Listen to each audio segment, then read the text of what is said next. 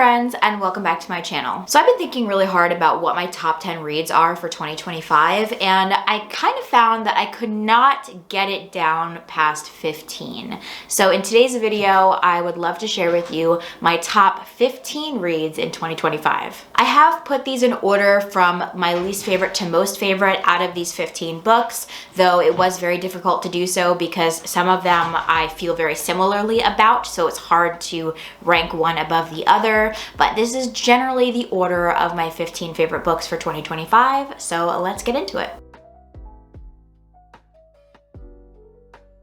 And just as a side note, I'm really not going to do lengthy descriptions of each of these books because I have talked about all of them on the channel this year, and I would prefer just to talk to you about what I liked about them and my experience. So coming in at number 15, we have Open Throat by Henry Hoke. So this one was a totally random find when I was traveling back to New York. I was at a local bookstore in Beacon, New York, and I found this one, and I think maybe I had seen the cover around, so it did kind of jog my memory a little bit, but I had never looked into what this book was about. So when I came across this one and read the back, I just knew that I had to read it. It sounded so interesting and so unique, like nothing I'd ever read before. And that was definitely my experience with this book. It was not like anything that I had read before. Obviously, in children's books, I've read books that have an animal as a protagonist and narrator, but I don't think I've come across that much in adult literature. So this was a really, really interesting take on this view of othering and the outsider looking in, specifically as it relates to gender identity and queer identities. I think that this was such a unique exploration of those subjects, and I never would have thought to examine gender through the eyes of a mountain lion. So this author is so creative, and I really, really like the way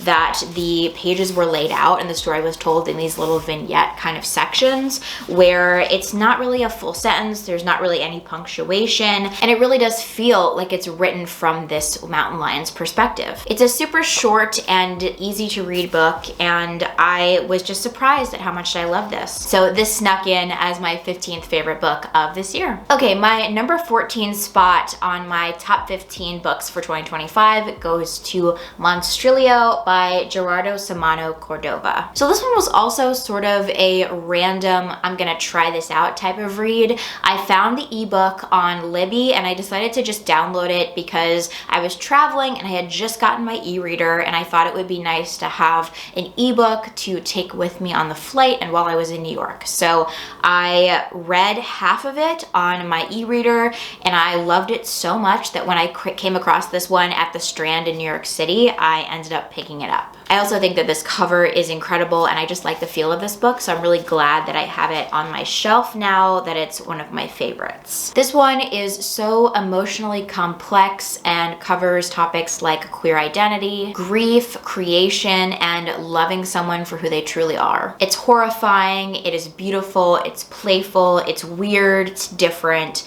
It's just a completely singular novel. I really appreciated the 4 different perspectives that we were given to understand these characters, their family dynamics, and who they truly want to be. I like that this is described as a modern Frankenstein because it really is about creation and the ways in which we metabolize grief. This is one of the longer books on the list. It is a chunkier one, but totally worth the read. And I only have good things to say about this. It totally surprised me. I just got it on a whim, and it became one of my favorite books of the year and probably of all time. So yeah, that is Monstrilio. Okay, my number 13 spot goes to Tantrum by Rachel Eve Moulton. So if I hadn't read so many bangers this year, this one would have probably been even higher in the list because I did really, really love it.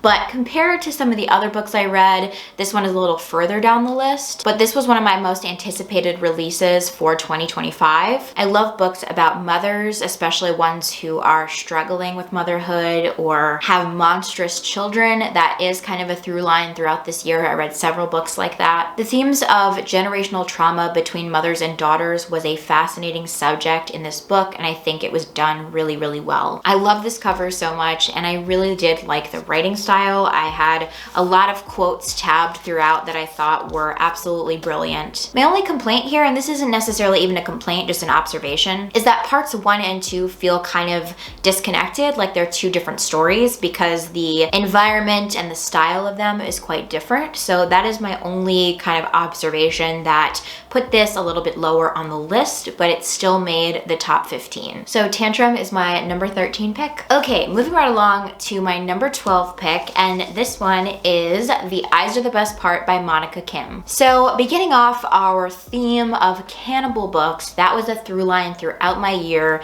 and a topic that I came back to many times over. This one in particular was recommended to me by one of my book club friends who has similar reading tastes to me, and she definitely nailed it with this one. I really liked exploring the themes of women and consumption, female rage and desire, and repression, and how rage bursts forth when it's triggered by a trauma. Compared to all the cannibal books that I read, I think that this had a very unique take on it, which was more a reluctant cannibal and someone who is experiencing these urges and is afraid of them and doesn't want them to be her reality. But I appreciate that she's taking her power back through consumption. This one is also deeply rooted in Korean heritage, food, and the Korean American experience. Family dynamics were also really important in this book, and that is a through line throughout my 2025 favorites as well. So this one has my number 12 spot. Apologies, my camera died, but we're back. My number 11 spot goes to What Hunger by Catherine Dang. Yet another book about girlhood and hunger.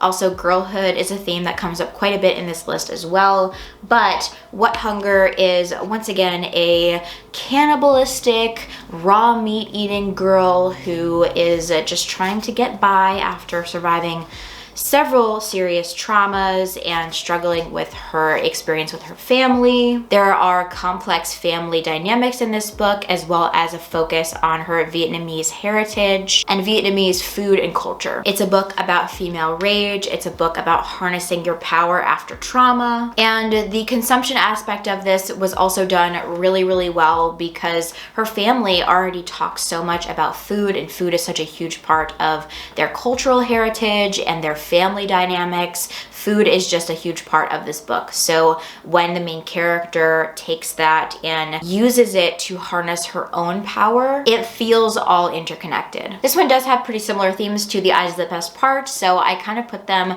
back to back because I feel very similarly about both of them, but I do think that this one edged the other one out just a little bit just because of the way it was written. But really, I feel very similarly about both, and they both have very similar themes as well. So this one was my number 11 pick. Okay, now we're getting into the top 10 favorite books. So my number 10 pick surprised me a little bit, and I had something else sort of in its place, and as I thought back through my year, I remember this being a book that I talked so much about early in the year, but because it was basically a year ago at this point, I guess I forgot how much I loved it, but I looked back through it and I remembered just how much I loved it, so I wanted to include it in this list. So my number 10 pick is Exit Interview by Christy Coulter. This is the only nonfiction book on my top 15, and it is a memoir. This is also sort of random because it doesn't have a ton to do with the themes that I usually read about, but it was just so much fun to read and such an interesting book and written so brilliantly that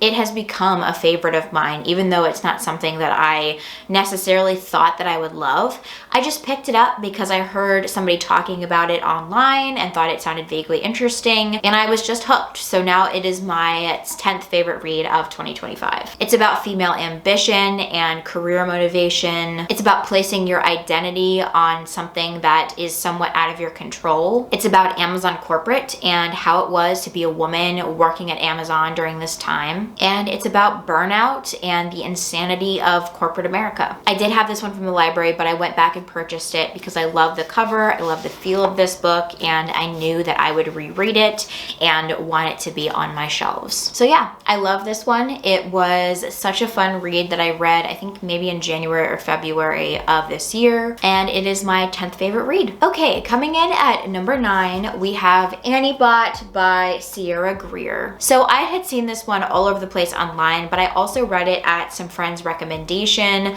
It was a book club book that everybody had read before I joined book club, so several people told me about it and it just sounded really interesting. I really enjoyed this perspective of a female robot, and I also really like the exploration of this idea of what men would do to a woman if there were no consequences. It's sort of a coming of age story and also about power and autonomy, and of course what it means to be human, just like all books about robots are. In terms of what makes us human, is it our bodies? Is it our memories? What is it about us that makes us better than robots? This explored so many interesting topics, and I listened to it on audio, and I originally think I gave it 4 stars, but I kept thinking about it for months after I read it, and so I bumped it up to 5, and now it is one of my favorite books of the year. I think about it frequently and recently picked up my own copy so that I can go back through it someday. So this is my 9th favorite book of 2025. Okay, moving right along to my number 8 favorite, and this one is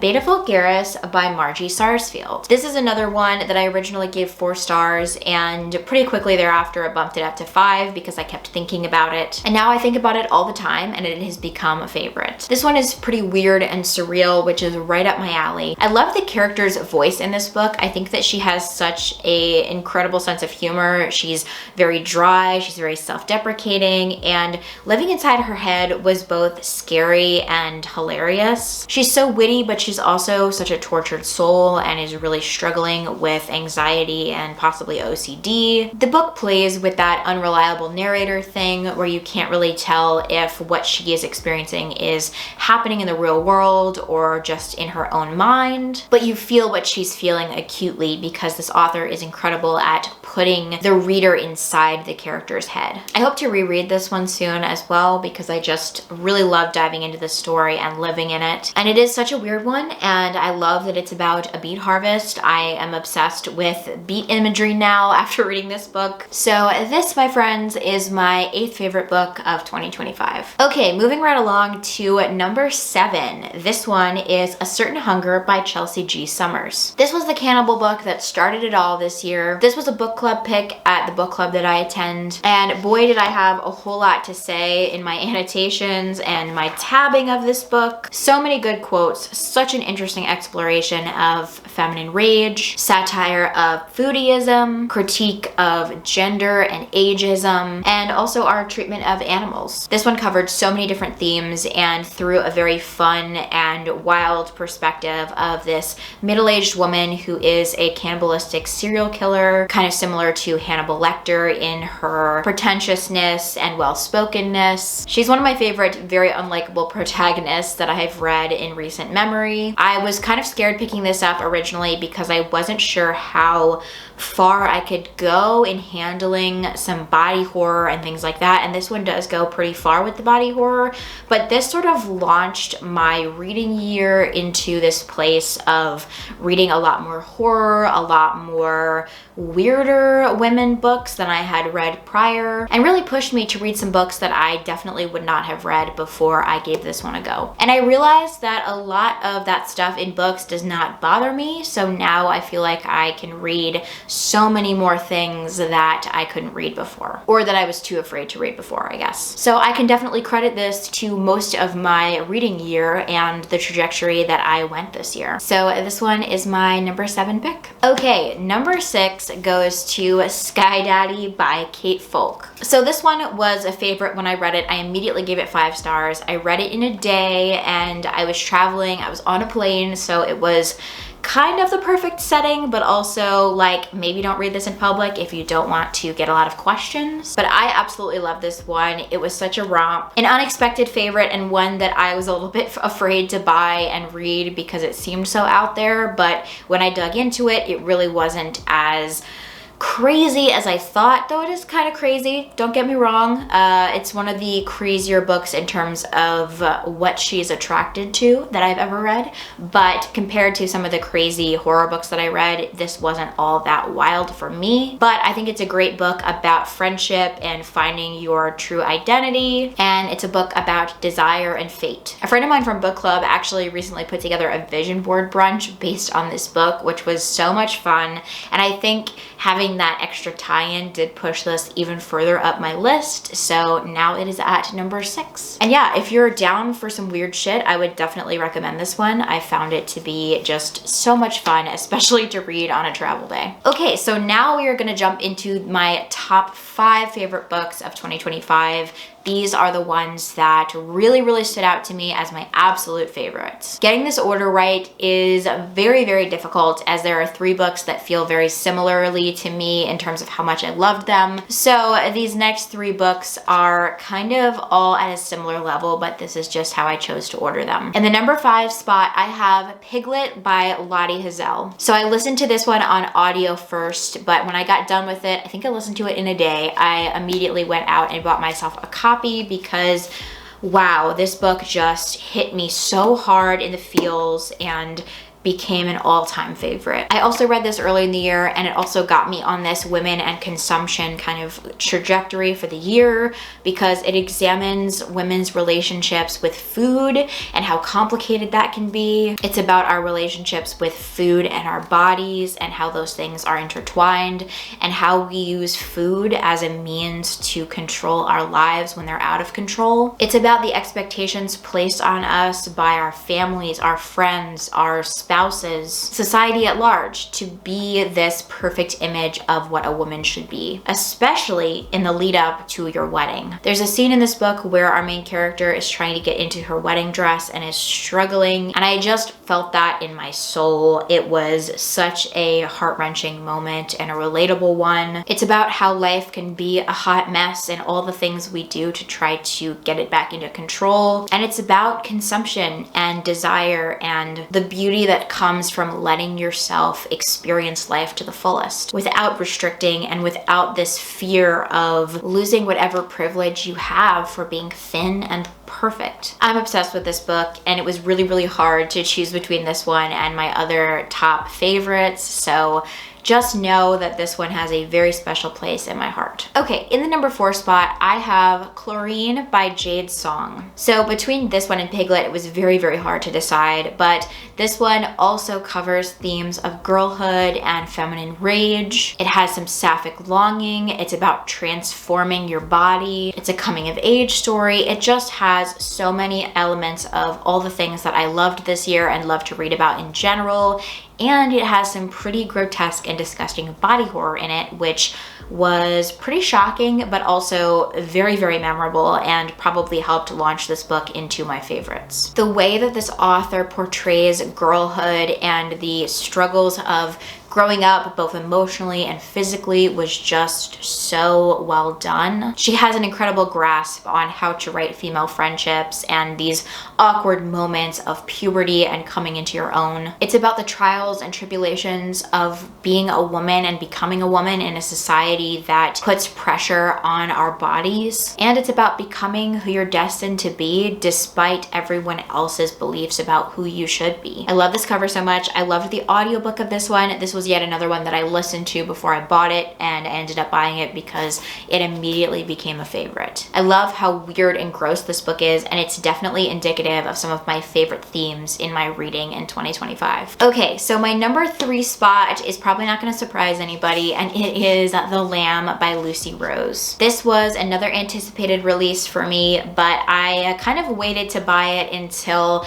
after I had already gotten into cannibalism books a little bit more, because this one sounded really intense, and it definitely was. This one was a perfect storm of some of the things that I really love to read about, and it did something unique in that it was told from the perspective of a very young girl, and it surprised me so much because a lot of the time if I'm reading a book and it's from a child's perspective, I feel like it can kind of get a little bit weird in the way that it is told, and I just found the main character in this book to be so insightful, and I loved the way that Lucy Rose showed her coming of age and how her writing style changed throughout the book. She is very obviously very naive as she's writing in the beginning, and then as the main character grows up and learns more about her mother and the fact that the way that they're living is wrong, and she begins to form her own thoughts about her life and what her mother is doing according to her and other people, her writing changes and she becomes a little bit more worldly. I love that this is a book about literal cannibalism and emotional cannibalism, the very complicated relationship between a mother and daughter, and the way that a toxic mother can feed off of her daughter emotionally. It's dark, it's gory, it's twisted, and it is incredibly beautiful. There's nothing I would change about this. It was a near perfect book in my opinion, and that is why it secured the number 3 spot. Okay, it's time for the top 2. My second favorite book of 2025 was Tender is the Flesh by Agustina Bastarrica. I will never stop thinking about this one. I'll never stop talking about this one. It was truly a magnificent novel. It's translated and it is once again a book about cannibalism, but a very different take on it. I had seen this book all over the place for years, but was too afraid to pick it up. And then I read it this summer after having read several of those other cannibal books and kind of getting myself prepared for what this was going to be. But not only was it a book about cannibalism, it was a dystopian look at the extremes of government greed and control, what people will do to each other if given the opportunity, what people already do to animals now. And ultimately, it's about the human heart and the lengths that we will go and the things that we will do to each other if there are no consequences. It is a deeply uncomfortable book, and it is a deeply grotesque and disgusting book. And I wrote many things about this book on Substack, so I will link my Substack posts for this book and for my number 1 favorite because I wrote extensively about both of them. But this will always have a hold on me, and I will never, ever forget this one. Okay, it's time for my favorite book of 2025. It was a hard choice between Tender is the Flesh and this one, but I ultimately think that this one just edged it out a little bit because it is such a perfect book in my opinion. And that is Body Friend by Catherine Braben. This one is about chronic pain and the ways in which people with chronic pain vacillate between a desire to move and to be better and to not let their pain control them, and to rest and to relax and to give into it. This was a favorite because it resonated so deeply with me personally, but I also think that it is a fantastic book and written so well and has so much depth and emotion and meaning. And I really do think that people who haven't experienced chronic pain will also love this, but for me personally, it resonated so deeply that it became my favorite book of the year. I love the use of these 2 friends that our main character has, Frida and Sylvia, to explore this idea of the vacillation between the desire to be good and what that means and the desire to give in and all the things that come with that morally. Frida represents movement and effort and not giving in to the pain, and Sylvia represents a slow life, calm, quiet, rest, but also is considered to be an immoral person because of it. There's a really interesting exploration in this book about morality and the ways in which society perceives people who are disabled or in chronic pain, and how you're demonized if you don't strive in the way that Frida does. And it also is very clear that one is not necessarily better than the other, because our main character goes between these 2 friends and feels pretty good for a while with each of them, and then eventually realizes that she can't sustain this. And then she goes back to the other one and the cycle starts again. It is very much about the cyclical nature of chronic pain and the fact that you can never get out of this loop and this cycle. So this is not only my favorite book of 2025, but also one of my favorite books that I've ever read in my life. It is deeply moving, it resonates deeply with me, and I think you would also really enjoy it even if you don't have experience with chronic pain, because it is just so beautifully written and there's so much to unpack with this one. So this is my favorite book of 2025. Well, okay, so those are all the books that I have to share with you today. 2025 was a fantastic reading year for me. I read a lot, and I also read so many wonderful and fantastic books. It was hard to even narrow it down to these 15, but these were the ones that really stood out and that I can see myself revisiting many times over. I would love to know what your top books of 2025 were, and if we had any crossover. If you enjoyed this video, feel free to like and subscribe, and I will see you in the next one. Bye.